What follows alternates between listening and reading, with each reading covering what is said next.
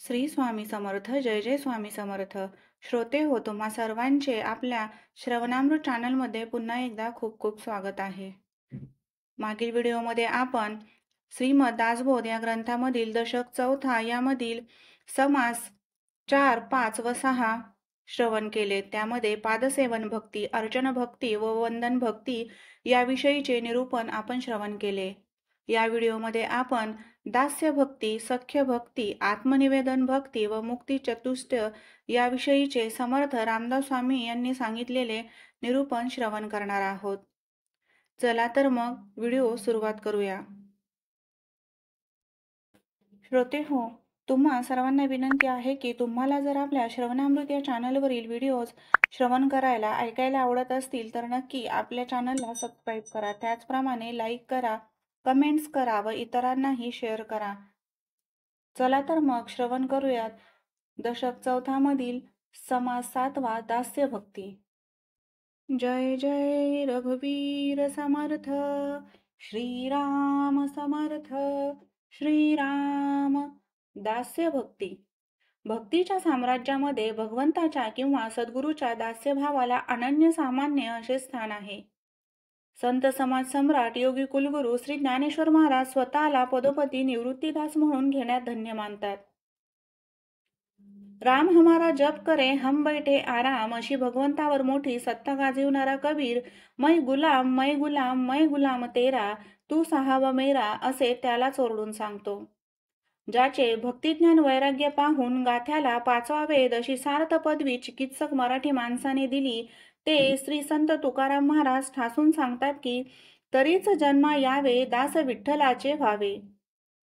भक्ती भास्कर, प्रति वाल्मिकी गोस्वामी तुलसीदासांच्या साहित्यामध्ये सेव्य सेवक संबंधांचे इतके भव्य चित्र रंगवले आहे की त्यांचे वाङ्मय म्हणजे दास्य भक्तीची भागीरथीच बनली आहे.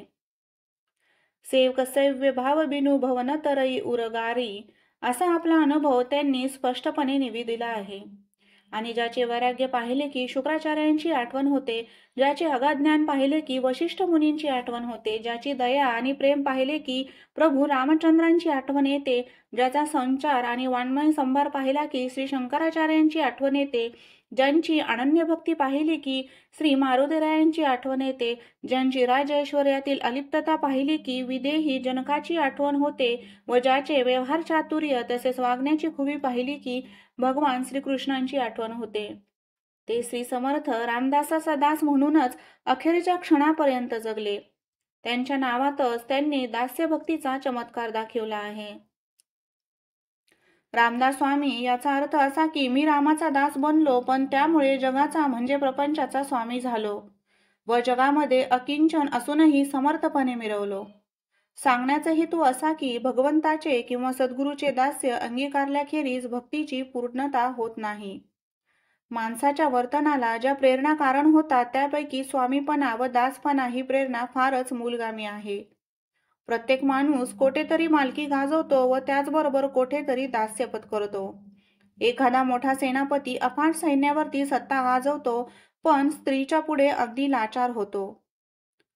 भगवंताच्या दास्यामध्ये खरोखर मोठे दिव्य प्रेम असते.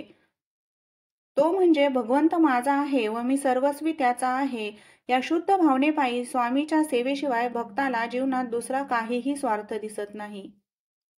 किंबहुना भगवंताची सेवा किंवा स्वार्थ याच्यामध्ये स्वभाव वैर आहे. आपल्या सेवेचे फळ काय मिळाले, काय मिळते आहे किंवा काय मिळेल याचा विचार देखील भक्तांच्या मनात येत नाही. आपले काही का होईना आपला स्वामी सदा प्रसन्न असावा हाच भक्तांचा स्वार्थ असतो. भगवंताचा दास जसा जसा सेवाप्रवीण होत जातो तसा तसा त्याची स्वामी चराचर व्यापून आहे अशी प्रतीती त्याला येते. मग सर्व प्राणीमात्रांची मनोभावे सेवा करणे हे त्याच्या दास्याला स्वरूप प्राप्त होते. मराठी वाङ्मय सागरामध्ये दास्य भक्तीची पुण्यस लीला गंगा आणून सोडणारे श्री समर्थ भक्तीचे मोठे आश्चर्यच होऊन गेले आहे हे निर्विवादच आहे. चला तर मग श्रवण करूयात ओवी स्वरूपामध्ये दास्य भक्ती. श्रीराम. मागा झाले निरूपण 6वे भक्तीचे लक्षण. आता ऐका सावधान सातवी भक्ती श्रीराम. सातवे भजन ते दास्य जाणावे, पडिले कार्य तितुके करावे. सदा सन्निधची असावे देवद्वारी श्रीराम. देवांचे वैभव सांभाळावे, न्यून पूर्ण पडोची नेदावे. चढते वाढते वाढवावे भजन देवांचे श्रीराम. भंगली देवालये करावी, मोडली सरोवरे बांधावी. सोफे धर्मशाळा चालवावी, नूतनची कार्ये श्रीराम. नाना रचना जीर्ण जर्जर त्यांचे करावे जीर्णोद्धार. पडिले कार्य ते सत्वर चालवीत जावे श्रीराम. गजरथ तुरंग सिंहासने, चौकी आसिबिका सुखासने. मंच कडोलारे विमाने, नूतनची करावी श्रीराम. मेघडबरे छत्रे चामरे, सूर्यापाने निशाणे अपारे. नित्य नूतन अत्यादरे, सांभाळीत जावी श्रीराम. नाना प्रकारीची याने, बैसावयाची उत्तम स्थाने. बहुविध सुवर्णासने, यज्ञे करीत जावी श्रीराम. भुवने कोठड्या पेट्या मांदुसा, रांजण कोहळी घागरी बहुवसा. संपूर्ण द्रव्यांश ऐसा, यती यत्ने करावा श्रीराम. भुहेरी तळघरे आणि विभरे, नाना स्थळे गुप्तद्वारे. अनर्घ्य वस्तूंची भांडारे, यत्ने करीत जावी श्रीराम. अलंकार भूषणे दिव्यांबरे, नाना रत्ने मनोहरे. नाना धातू सुवर्ण पात्रे, यत्ने करीत जावी श्रीराम. पुष्पवाटिका नाना वने, नाना तरुवरांची बने. पावती करावी जीवने, तया वृक्षासी श्रीराम. नाना पशूंची या शाळा, नाना पक्षी चित्रशाळा. नाना वाद्य नाट्यशाळा, गुणी गायक बहुसाल श्रीराम. स्वयंपाकगृहे भोजनशाळा, सामग्रीगृहे धर्मशाळा. निद्रिस्ताकारणे पडशाळा, विशाळ स्थळे श्रीराम. नाना परिमळ द्रव्यांची स्थळे, नाना खाद्य फळांची स्थळे. नाना रसांची नाना स्थळे, यज्ञ करीत जावी श्रीराम. नाना वस्तांची नाना स्थाने, भंगली करावी नूतने. देवाचे वैभव वचने, किती म्हणून बोलावे श्रीराम. सर्वाठाई अतिसादर, आणि दास्यत्वास ही तत्पर. कार्यभागाचा विसर पडणार नाही श्रीराम. जयंत्या पर्वे महोत्सव, असंभाव चालवी वैभव. जे देखता स्वर्गीचे देव, तटस्थ होती श्रीराम. ऐसे वैभव चालवावे, आणि नीच दास्यत्व ही करावे. पडिले प्रसंगी सावध असावे, सर्व काळ श्रीराम. जे जे काही पाहिजे, ते ते तत्काळीचे देईजे. अत्यंत आवडी की जे सकळ सेवा श्रीराम. चरणक्षाळने स्नाने आचमने, गंधाक्षदे वसने भूषणे. आसने जीवने नाना सुमने, धूपदीप नैवेद्य श्रीराम. शयनाकारणे उत्तम स्थळे, जळे ठेवावी सुसीतळे. तांबोल गायने रसाळे, रागरंगे करावी श्रीराम. परिमळ द्रव्ये आणि फुलेले, नाना सुगंधेल तेले. खाद्य फळे बहुसाले, सन्निधची असावी श्रीराम. सडे संमार्जन करावी, उदक पात्रे उदके भरावी. वसने प्रक्षालून आणावी, उत्तमोत्तमे श्रीराम. सकळांचे करावे पारपत्य, आलयाचे करावे आतिथ्य. ऐसी हे जाणावी सत्य, सातवी भक्ती श्रीराम. वचने बोलावी करुणेची, नाना प्रकारे स्तुतीची. अंतरे निवती सकळांची, ऐसे बदावे श्रीराम. ऐसी ही सातवी भक्ती, निरोपिली येथामती. प्रत्यक्ष न घडे तरी चित्ती, मानस पूजा करावी श्रीराम. ऐसे दास्य करावे देवाचे, येणेची प्रकारे सद्गुरूचे. प्रत्यक्ष न घडे तरी मानस पूजेचे, करीत जावे श्रीराम. इति श्रीदासबोधे गुरु शिष्य संवादे दास्य भक्ती निरूपण नाम समास सातवा समाप्त. जय जय रघुवीर समर्थ श्रीराम समर्थ श्रीराम. जय जय रघुवीर समर्थ श्रीराम समर्थ. समास आठवा सख्य भक्ती. दास्यामध्ये भक्त आपले सर्वस्व भगवंताला देतो. हातचे काहीही राखून ठेवत नाही. त्यामुळे भगवंतापासून लपवलेले असे काहीच उरत नाही. आपले गुणदोष भगवंताला जसेच्या तसे विदित होतात.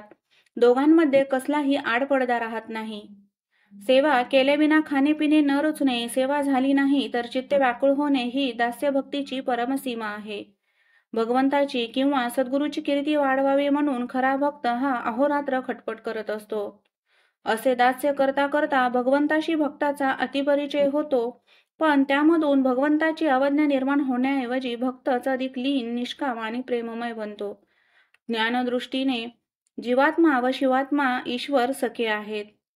मुंडक उपनिषदांमध्ये एक मंत्र आहे तो असा की द्वा सुपर्णा सयुजा सखाया समानम वृक्षम परिशस्व जाते. याचा अर्थ असा होतो की या शरीररूपी वृक्षावर दोन सुरेख पक्षी राहतात, दोघे सदा एकत्रच राहतात व ते दोघे एकमेकांचे सखे आहेत.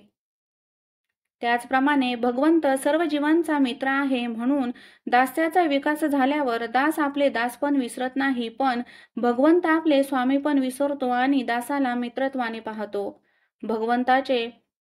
भक्ताचे भगवंतावरील प्रेम दास्यप्रधान तर भगवंताचे भक्तावरील प्रेम सख्यप्रधान असते. दासाला न संकोच न भीती उरते तर भगवंताला न परकेपणा व मोठेपणा उरतो. भगवंताचे निरंतर नामस्मरण, चिंतन, पादसेवन, अर्चन, वंदन आणि सेवन करत राहिल्याने भक्ताचे मन भगवंताला सोडून अन्यत्र जाण्यास असमर्थ होते. दोघे जण वेगळे होत नाहीत, वेगळे होऊ शकत नाहीत. ज्या दासाने भगवंताच्या मोहपाशामध्ये स्वतःला गुंतवून घेतले, जन्मभर त्याचे अनुसंधान ठेवले, त्याच्या सेवेत जीवन वेचले, त्या भगवंताचे गुण, स्वभाव व विभूती भक्तांमध्ये उरतात. त्याच्या शरीराची आकृती, त्याचा रंग भगवंतांसारखा बनतो. ही भक्तीची अवस्था फार मधुर असते, कारण भक्ताच्या प्रेमाने पवित्र असलेला आपलेपणा आणि भगवंताचा मंगलमय मित्रपणा याचा मधुर संगम सख्य भक्तीमध्ये घडून येतो. भक्तांना ही भक्ती फार आवडते, म्हणूनच नवविध भक्तीवरील सगळ्या समासात हा समास भक्तीच्या अनेक गुह्य सिद्धांतांनी नुसता खचून भरलेला आहे. दास्यामध्ये थोडे तरी शास्त्रांचे, व्यवहाराचे, समाजाचे बंधन असते. सख्यामध्ये ते राहत नाही. तेथे भगवंताची इच्छा, तोच धर्म, तेच शास्त्र, तेच कर्तव्य आणि तोच व्यवहार होतो. भगवंताच्या अखंड सानिध्यात राहणारा भक्त सखा सर्व जीवांचा मित्र बनतो. न काम न क्रोध, न लोभ न मोह, न द्वेष न मत्सर, न योग न भोग, न त्याग न संग्रह, न सुख न दुःख अशा अवस्थेत जगाचे मंगल करत तो जीवनाचा प्रवास करत असतो. भगवंताची अनुरक्ती अधिक देहसुखाची विरक्ती अधिक प्राणीमात्रांबद्दल करुणावृत्ती म्हणजे सख्य भक्ती असे समीकरण करणे उचित ठरेल. चला तर मग श्रवण करूया ओवी स्वरूपामध्ये सख्य भक्ती. जय जय रघुवीर समर्थ श्रीराम समर्थ श्रीराम. मागा चाले निरूपण सातवे भक्तीचे लक्षण. आता ऐका सावधान आठवी भक्ती श्रीराम. देवासी परम सख्य करावे प्रेम प्रीतीने बांधावे. आठवे भक्तीचे जाणावे लक्षण ऐसे श्रीराम. देवास जयाची अत्यंत प्रीती आपण वर्तावे तेने रीती. येणे करिता भगवंती सख्य घडे नेमस्त श्रीराम. भक्तिभाव आणि भजन निरूपण आणि कथा कीर्तन. प्रेमळ भक्तांचे गायन आवडे देवा श्रीराम. आपण तैसेची वर्तावे आपणासी तेच आवडावे. मनासारिखे होता स्वभावे सख्य घडे नेमस्त श्रीराम. देवाच्या सख्यत्वा कारणे आपले सौख्य सोडून देणे. अनन्य भावे जीवे प्राणे शरीर तेही वेचावे श्रीराम. सांडून आपली संसार व्यथा करीत जावी देवाची चिंता. निरूपण कीर्तन कथा वार्ता देवाचीच्या सांगाव्या श्रीराम. देवाच्या सख्यत्वासाठी पडाव्या जीवलगांसी तुटी. सर्व अर्पावे सेवटी प्राण तोही वेचावा श्रीराम. आपुले आवगेची जावे परी देवासी सख्य रहावे. ऐसी प्रीती जीवे भावे भगवंती लागावी श्रीराम. देव म्हणजे आपुला प्राण प्राणासी न करावे निर्माण. परमप्रीतीचे लक्षण ते हे ऐसे असे श्रीराम. ऐसे परम सख्य धरिता देवास लागे भक्ताची चिंता. पांडव लाखा जो हरी जळता विवरद्वारे काढिले श्रीराम. देव सख्यत्वे राहे आपणासी तो ते वर्म आपणाची पासी. आपण वचने बोलावी जैसी तैसी येती पडसादे श्रीराम. आपण असता अनन्य भावे देव तत्काळची भावे. आपण त्रास घेता जीवे देवही त्रासे श्रीराम. श्लोक. ये यथा मा प्रबंधते स्थास्थं थैवं भजाम्यहम्. जैसे जयाचे भजन तैसाची देवही आपण.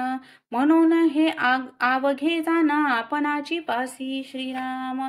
आपल्या मनासारिखे न घडे तेने गुणे निष्ठा मोडे. तरी गोष्टी आपणाकडे सहजची आली श्रीराम. मेघ चातका वरी ओळेना तरी चातक पालटेना. चंद्रवेळीसी उगवेना तरी चकोर अनन्य श्रीराम. ऐसे असावे सख्यत्व विवेके धरावे सत्व. भगवंतावरील ममत्व सांडूची नये श्रीराम. सखा मानावा भगवंत माता पिता गणगोत. विद्या लक्ष्मी धनवित्त सकळ परमात्मा श्रीराम. देवा वेगळे कोणी नाही ऐसे बोलती सर्वही. परंतु त्यांची निष्ठा काही तैसीच नसे श्रीराम. म्हणून ऐसे न करावे सख्य तरी खरेची करावे. अंतरी सुदृढ धरावे परमेश्वरासी श्रीराम. आपुलिया मनोगता कारणे देवावरी क्रोधास येणे. ऐसी नव्हेत की लक्षणे सख्य भक्तीची श्रीराम. देवांचे जे मनोगत तेची आपुले उचित. इच्छेसाठी भगवंत अंतरो नये की श्रीराम. देवाचे इच्छिने वर्तावे देव करील ते मानावे. मग सहजची स्वभावे कृपाळू देव श्रीराम. पाहता देवाची कृपेसी मातेची कृपा कायसी.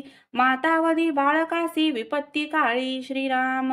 देवे भक्तो कोण वदिला कधी देखिला ना ऐकिला. शरणागतास देव झाला वज्र पंजरू श्रीराम. देवभक्तांचा कैवारी देवपतितांची तारी. देव होय सहाकारी अनाथांचा श्रीराम. देव अनाथांचा कैपक्षी नाना संकटापासून रक्षी.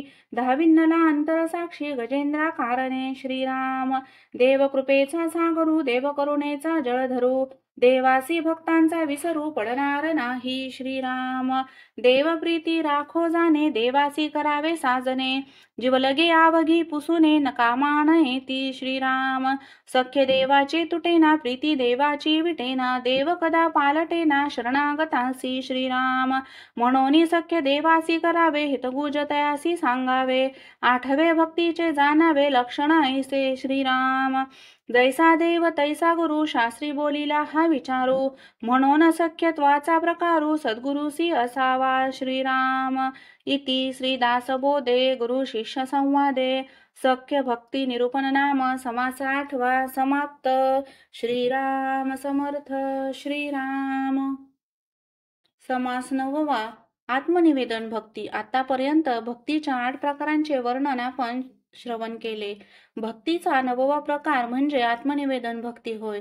या भक्तीचे वर्णन करताना श्री समर्थ रामदासांनी ज्ञानी भक्ताची भूमिका घेतलेली आहे. ते म्हणतात की अद्वैत न सोडता भक्ती कशी करावी हे साधन चातुर्य या समासावरून शिकता येईल. वास्तविक भक्ती आणि ज्ञान यांची फारकत करता येत नाही. परंतु भगवंताच्या सामर्थ्याची सौंदर्याची महिम्याची किंमत कळली म्हणजे या कळण्यातून किंवा ज्ञानातून भगवंताबद्दल जी श्रद्धा भावना आणि आपलेपणा निर्माण होतात त्याच्या पोटी भक्ती उदय पावते. म्हणून ज्ञानामध्ये भक्तीचा जन्म होतो. त्याचप्रमाणे भगवंताच्या दिव्य मंगल मधुर मूर्तीचे लीलांचे कथांचे आणि नामांचे श्रवण कीर्तन स्मरण करीत गेल्याने मन तदाकार होऊन भगवंताच्या अंतरंगात शिरते. ज्या मनाने मनाच्या तदाकारतेची खोली वाढते त्या मानाने भगवंताचे अधिक ज्ञान होते. म्हणून भक्ती ही ज्ञानाची जननी आहे. भगवंत परमानंद रूप आहे, रसस्वरूप आहे. त्याच्या चिंतनात मग्न होऊन भक्त स्वतःला संपूर्णपणे विसरतो. त्यावेळी तो आनंद समुद्रात बुचकळीच मारतो. म्हणून स्वानंदानुभव हे भक्तीचे चरम फल आहे. भगवंत शाश्वत आहे, सत्तारूप आहे, सूक्ष्माहूनही अतिसूक्ष्म आहे. याच्या शोधाला लागल्यावर विवेकाच्या जोराने अशाश्वत स्थूल दृश्य मनातून बाजूला सरते. वैराग्याचा उदय होऊन देहबुद्धी हरवते आणि आत्मबुद्धी उदय पावते. मी तोच आहे हा विलक्षण साक्षात्कार होऊन ज्ञानी आनंद सागरामध्ये बुडून जातो. ज्ञानात काय किंवा भक्तीत काय अविद्या संपूर्ण नाश पावते. फरक इतकाच की ज्ञान मार्गामध्ये परमात्मा सत्तारूपाने सारखा स्फुरतो तर भक्ती मार्गामध्ये तो आनंद रूपाने सारखा स्फुरतो. दोघांच्या ब्रह्म साक्षात्कारात किंचितही फरक नाही. एकाचा भर वीतराग प्रधान शांत रसावर तर दुसऱ्याचा भर अनुराग प्रधान सख्य रसावर असतो. ज्ञानमार्गामध्ये स्वस्वरूपाच्या निरूपण अनंतपणाचे सानंदाश्चर्य वाटते तर भक्ती मार्गामध्ये त्याच स्वरूपाच्या असीम सौंदर्याचे मनोहर आकर्षण वाटते. दृश्यावर वाया जाणारे प्रेम ज्ञानाने भगवंताकडे वळते व त्याचे रूपांतर होऊन भक्ती उदय पावते. तर भक्तीने अभिमान क्षीण पाहून भगवंताशी तादात्म्य साधते आणि त्याचा स्वाभाविक परिणाम म्हणून ज्ञानाची झपाट्याने वाढ होते. अखेर दोन्ही एकमेकात मिसळून भक्त ज्ञानी होतो व ज्ञानी भक्त बनतो. मग मुक्ती निराळी राहिली कुठे? ज्ञान आणि मुक्ती भक्तीच्या मागे मागे जातात असा संतांचा अनुभव आहे.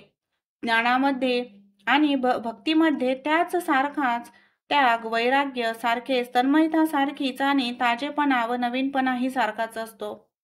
पण एक फरक असा की अज्ञान नाहीसे होऊन ज्ञान झाले की तेही पुढे नाहीसे होते. भक्तीच्या बाबतीत तसेच घडत नाही. भगवंताच्या उपासनेने भक्ताला वैराग्य साधते आणि त्यातून त्याला ब्रह्मज्ञान प्राप्त होते. तरी पण त्याची भक्ती संपत नाही, थांबत नाही. अद्वैत भक्ती म्हणतात ती हीच होय. श्री समर्थ रामदासांसारखे मुक्त महामानव परमानंदमय रससागरामध्ये केवळ स्वानंदासाठीच डुंबत राहतात. चला तर मग ओवी स्वरूपामध्ये श्रवण करूयात आत्मनिवेदन भक्ती. जय जय रघुवीर समर्थ, श्रीराम समर्थ, श्रीराम. मागा झाले निरूपण आठवे भक्तीचे लक्षण, आता ऐका सावधान भक्ती नवमी. श्रीराम नवमी निवेदन जाणावे, आत्मनिवेदन करावे, तेही सांगिजेल स्वभावे प्रांजळ करुणी. श्रीराम ऐका निवेदनाचे लक्षण, देवासी वहावे आपण, करावे तत्व विवरण म्हणजे कळे. श्रीराम मी भक्त ऐसे म्हणावे आणि विभक्तपणेची भजावे, हे अवघेची जाणावे विलक्षण. श्रीराम लक्षण असून विलक्षण, ज्ञान असून अज्ञान, भक्त असून विभक्तपण तेही ऐसे. श्रीराम भक्त म्हणजे विभक्त नव्हे आणि विभक्त म्हणजे भक्त नव्हे, विचारे निवीन काहीच नव्हे समाधान. श्रीराम तस्मात विचार करावा, देव कोण तो ओळखावा, आपला आपण शोध घ्यावा अंतर्यामी. श्रीराम मी कोण ऐसा निवाडा, पाहो जाता तत्व जाडा, विचार करता उघडा आपण नाही. श्रीराम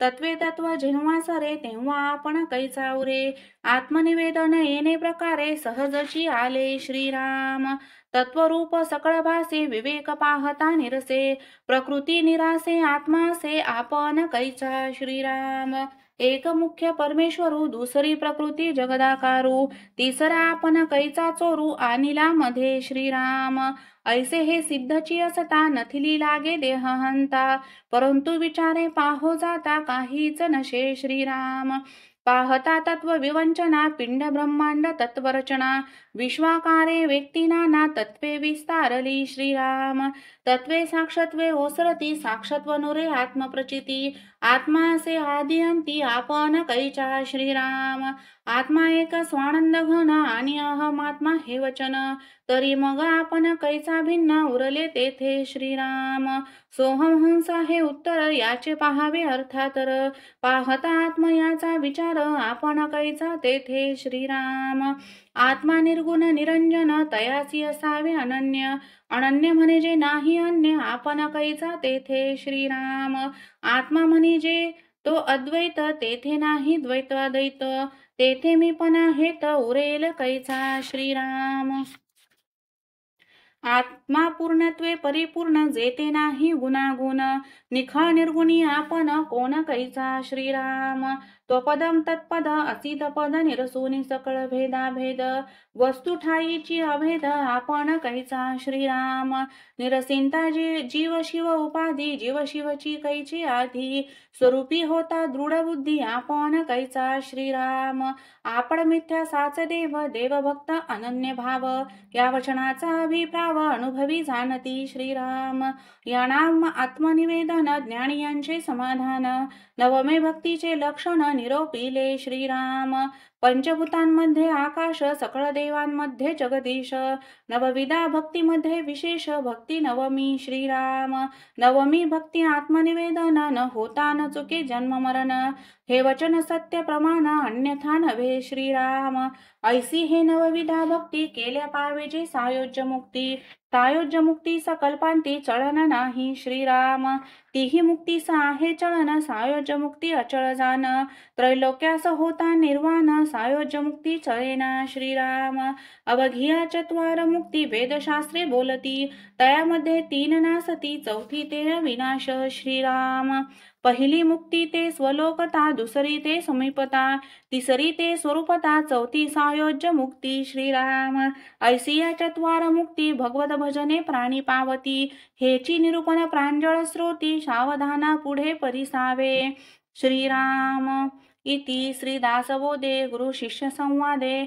आत्मनिवेदन भक्तिनाम समास नववा समाप्त। जय जय रघुवीर समर्थ श्रीराम समर्थ श्रीराम। समास 10वा मुक्ती चतुष्टय। मोक्षयती दुःखम अनेन इति मुक्ती। सर्व प्रकारच्या दुःखांपासून, बंधनांपासून, वासनांपासून आणि अज्ञानापासून सुटण्याची, मोकळे होण्याची जी अवस्था असते त्याला मुक्ती म्हणतात। मुक्ती हे कैवल्य, मोक्ष, निर्वाण, अपवर्ग, अमृत, निःश्रेयस हे शब्द पुष्कळसे समानार्थक वाटतात। तरी पण भारतीय दर्शनांमध्ये मुक्तीच्या कल्पना एकसारख्या नाहीत। उदाहरणार्थ उपनिषदांमध्ये अमृतत्वाची प्राप्ती ही कल्पना वारंवार मांडलेली आहे। बौद्ध आचार्यांनी निर्वाण कल्पनेचा पुरस्कार केला आहे, तर सांख्य आणि योग दर्शकारांनी कैवल्य हे मोक्षाचे स्वरूप सांगितलेले आहे। न्यायदर्शन मोक्षाला अपवर्ग म्हणते, तर मीमांसक प्रपंच संबंध विलय मोक्ष असे प्रतिपादन करतात। अद्वैत वेदांतांचे सांगणे असे की अविद्यास्तमयो मोक्ष साच बंध उदारत, म्हणजे अविद्येच्या किंवा अज्ञानाच्या बंधनातून मोकळे होणे, सुटणे याचे नाव मोक्ष होय। भगवत रूप जीवात्म्याने भगवत स्वरूप परमात्म्याशी तादात्म्य अनुभवणे हे मुक्तीचे प्रधान लक्षण समजावे। श्री समर्थ अद्वैत वेदांती आहेत, म्हणून त्यांना मुक्तीची वरील व्याख्या मान्य आहे। मुक्त अवस्था म्हणजे पूर्वज्ञान अवस्था होय। आपले स्वस्वरूप ज्ञानमय आहे, कारण तेथे अज्ञानाचा लवलेश नाही। ज्ञान अविनाशी आहे, त्याला जन्ममरण नाही, म्हणजे त्याला उदयास्त नाही। ज्ञान अनंत आहे, अनादि आहे, स्वतंत्र आहे। देश, काल व वस्तू यांनी ज्ञान आवरले जात नाही। ज्ञान स्वयंप्रकाशित आहे, स्वतः सिद्ध आहे, स्वयं संवेद्य आहे। ज्ञान परमात्म स्वरूप आहे। असे ज्ञान ज्याच्या हृदयामध्ये विलसते तो सर्व प्रकारच्या बंधनातून मोकळा असतो, हे काय त्याला सांगायला नको। काही वेदांती मुक्तीचे 4 प्रकार मानतात। त्यामधील पहिला प्रकार सलोकता। भगवंताचे भक्त ज्या लोकांमध्ये वास्तव्य करतात व जेथे भगवंताचे सगुण दर्शन सतत होते त्यास सलोकता मुक्ती म्हणतात। त्यामधील दुसरा प्रकार म्हणजे समीपता। पशु, पक्षी, अलंकार, माळा वगैरे रूपाने भगवंताच्या जवळ राहण्याची संधी मिळणे यास समीपता मुक्ती म्हणतात। त्यामधील तिसरा प्रकार म्हणजे स्वरूपता।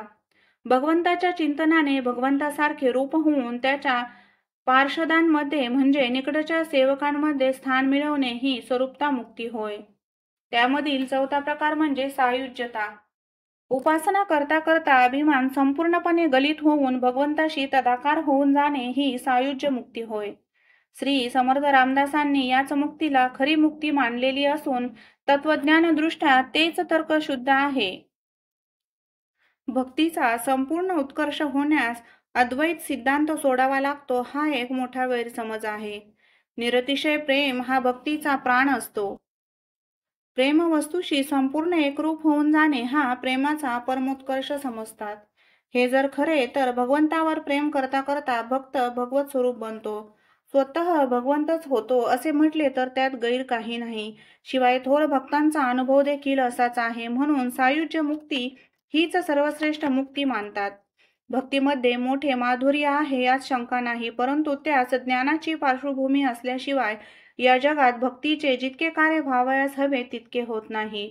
हे ओळखून महाराष्ट्रीयन संतांनी बुद्धिप्रधान भक्तिमार्गाचा प्रसार केला। श्री समर्थ रामदासांनी दासबोधामध्ये अशीच भूमिका घेतलेली असल्याने त्यांना अभिप्रेत असलेली भक्ती कधी अव्यवहारी व अतिरेकी झाली नाही। चला तर मग श्रवण करूयात ओवी स्वरूपामध्ये मुक्ती चतुष्टय। जय जय रघुवीर समर्थ श्रीराम समर्थ श्रीराम। मुळी ब्रह्म निराकार तेथे स्फुरती रूप अहंकार तो पंचभूतांचा विचार ज्ञानदशकी बोलिला श्रीराम तो अहंकार वायो रूप तयावरी तेजाचे स्वरूप तया तेजाच्या आधारे आप आवरणोदक दाटले श्रीराम तया आवरणोदकाच्या आधारे धरा धरिली फणीवरे वरती 56 कोटी विस्तारे वसुंधरा हे श्रीराम ये वरी परिग सप्तसागर मध्यमेरू महाथोर अष्टदिक्पाळ तो परिवार अंतरे वेष्टीत राहिला श्रीराम तो सुवर्णाचा महामेरू पृथ्वी सतयाचा आधारू 84 सहस्र विस्तारू रुंदी तयाची श्रीराम उंच तरी मर्यादे वेगळा भूमीमध्ये 16 तया भोवता वेष्टीत पाळा लोकालोक पर्वताचा श्रीराम तया एलीकडे हिमाचळ जेथे पांडव गळाले सकळ धर्म आणि तमाळ नीळ पुढे गेले श्रीराम जेथे जावया मार्ग नाही मार्गी पसरले महाआही सीतसुखे सुखावले तेही पर्वतरूपे भासती श्रीराम तया एलियेकडे सेवटी जान बद्रिकाश्रम बद्रीनारायण ते महातापसी निर्वाण देहत्यागार्थ जाती श्रीराम तया एलीकडे बद्रिकेदार पाहुणे ती लहान थोर ऐसा हा अवघा विस्तार मेरू पर्वताचा श्रीराम तया मेरू पर्वता पाठारी 3 शृंगे विषमहारी परिवारे राहिले तयावरी ब्रह्मा विष्णू महेश श्रीराम ब्रह्मशृंग तो पर्वताचा विष्णुशृंग तो मर्गजाचा शिवशृंग तो स्फटिकाचा कैलास नाम त्याचे श्रीराम वैकुंठ नाम विष्णुशृंगाचे सत्यलोक नाम ब्रह्मशृंगाचे अमरावती इंद्राचे स्थळ खालते श्रीराम तेथे गणगंधर्व लोकपाळ 33 कोटी देव सकळ 14 लोक सुवर्णाचळ वेष्टीत राहिले श्रीराम तेथे कामधेनूची खिल्लारे कल्पतरूची वने अपारे अमृताची सरोवरे ठाई ठाई उचंबळती श्रीराम तेथे उदंड चिंतामणी हिरे परिसांची खाणी तेथे सुवर्णमय धरणी लखलखायमान श्रीराम परमरमणीय फाकती किळा नवरत्नाची पाषाण शिळा तेथे अखंड हरुषवेळा आनंदमय श्रीराम तेथे अमृताची भोजने दिव्यगंधे दिव्य सुमने अष्टनायका गंधर्व गायने निरंतर श्रीराम तेथे तारुण्य ओसरेना रोगव्याधी ही असेना वृद्धाप्य आणि मरणेना कदा काळी श्रीराम तेथे एकाहुनी एक सुंदर तेथे एकाहुनी एक चतुर धीर उदार आणि शूर मर्यादे वेगळे श्रीराम तेथे दिव्य देह ज्योतिरूपे विद्युतलते सारखी स्वरूपे तेथे यश कीर्ती प्रतापे सीमा सांडिली श्रीराम ऐसे ते स्वर्ग अनुभव सकळ देवांचे वसते स्थान तया स्थळाचे महिमान बोलीचे किती तुके थोडे श्रीराम येथे ज्या देवाचे भजन करावे तेथे ते देवलोकी राहावे स्वलोकता मुक्तीचे जाणावे लक्षण ऐसे श्रीराम लोकी राहावे ते स्वलोकता समीप असावे ते समीपता स्वरूपची व्हावे ते स्वरूपता तिसरी मुक्ती श्रीराम देवस्वरूप जाला देही श्रीवत्स कौस्तुभ लक्ष्मी नाही स्वरूपतेचे लक्षण पाही ऐसे असे श्रीराम सुकृत आहे तो भोगिती सुकृत सरताच ढकलून देती आपण देवते असती जैसे तैसे श्रीराम म्हणून तिने मुक्ती नासिवंत सायोज्य मुक्ती ते शाश्वत तेही निरोपी जेल सावचित्त ऐका आता श्रीराम ब्रह्मांड नासेल कल्पांती पर्वतासहित जळे लक्षिती तेव्हा अवघेच देव जाती मा मुक्ती कैच्या तेथे श्रीराम तेव्हा निर्गुण परमात्मा निशळ निर्गुण भक्ती तेही अचळ सायोज्य मुक्ती ते केवळ जाणी जे ऐशी श्रीराम निर्गुणी अनन्य असता तेने होय सायोज्यता सायोज्यता म्हणजे स्वरूपता निर्गुण भक्ती श्रीराम सगुण भक्ती ते चळे निर्गुण भक्ती ते न चळे हे आवघे प्रांजळ फळे सद्गुरु केलिया श्रीराम इति श्रीदासबोधे गुरु शिष्य संवादे मुक्ती चतुष्टये नाम समास 10वा समाप्त जय जय रघुवीर समर्थ दशक 4था समाप्त श्रीराम समर्थ श्रीराम